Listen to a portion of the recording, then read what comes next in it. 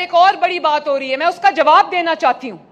हर कोई उठता है तो पंजाब पे उंगली उठाता है। मरियम नवाज शरीफ पंजाब के अवाम की जिम्मेदार है। हम पंजाब के अवाम की तरफ उठने वाली उंगली मरियम नवाज तोड़ देगी। वाह मैडम जी, बहुत सोहनी गल की। मरियम नवाज पंजाब की आवाम की ते पंजाब की जिम्मेवार है, पंजाब वाल उठने वाली उंगल तोड़ देगी।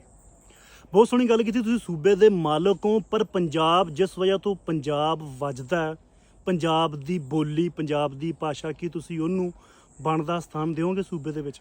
पंजाबी बोली स्कूलों कोई नहीं, यूनिवर्सिटियां कोई नहीं, सरकारी नीम सरकारी अदारियां विच पंजाबी बोली की छुट्टी है कि तुसीं इत्थे पंजाबी लागू करोगे? थोड़ी पार्लीमेंट दे विच पंजाबी बोलण वास्ते मैंबर नूं इजाजत लैनी पैंदी है कि तुसीं उदों ते पाबंदी चकोगे कि कोई भी मैंबर बिना इजाजत तो पंजाब असैंबली दे विच पंजाबी तकरीर कर सकदा?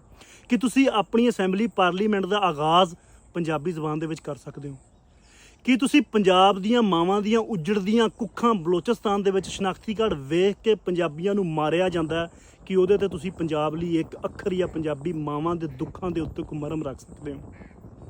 आए रोज़ पंजाब नूं वड्डण टुक्कण दीयां स्कीमां लाईयां जांदियां ने। पंजाबी बोली दे लहजे, ਉਹ मुल्तानी होवे, ਉਹ हिंदको होवे, ਉਹ पोठहारी होवे, इन्हां नूं वक्खरियां ज़बानां दरसा के बोली के आधार ते वक्खरे सूबे मंगे जांदे ने कि सिंधियां वाकों तुसीं उठ के उन्हां लोकां दे मूँह ते थप्पड़ मारोगे कि खबरदार मैं अपने पंजाब दी वंड नहीं होण देंगी।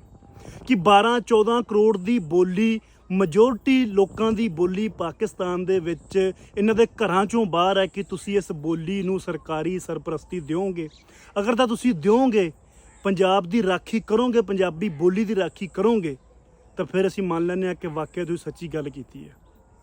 जे नहीं कर सकते फिर तुहाडे फोके बयान ही ने। जिउंदे वास्ते रहो।